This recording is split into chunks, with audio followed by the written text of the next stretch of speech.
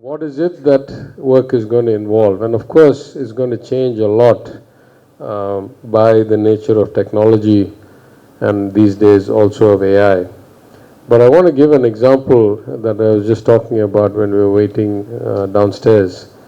In the manufacturing space, where I was a consultant, let's say in the late 80s in the United States, where I went as a graduate student, you could make a very, very good living being a manual laborer in a unionized auto or auto parts or defense factory. And you could have a house, a vacation home, a couple of cars, a boat. You know, that's the kind of money they were making back then. Fast forward 20 or 30 years, of course, almost all manufacturing of the world moved to China.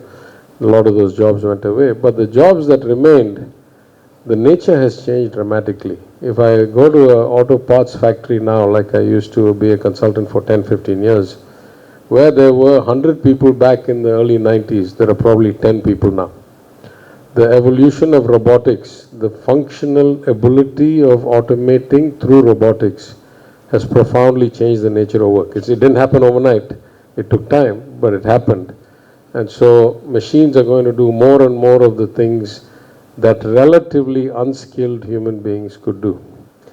If you kind of project that to the AI revolution, it's going to take a long time. It's not as if lots and lots of jobs are going to disappear overnight. It's going to take probably 10 to 20 years before the full fruits of today's leading edge of AI are available to profit-seeking corporations or people serving governments.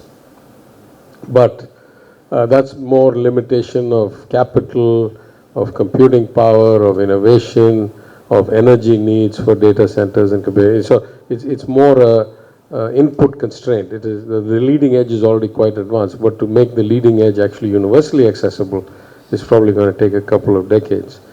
But what is going to happen is that, as the chairperson said, nature of jobs is going to change. So if you don't keep changing, you're probably going to become unemployed, number one. Number two, I think in some ways it's a profound shift.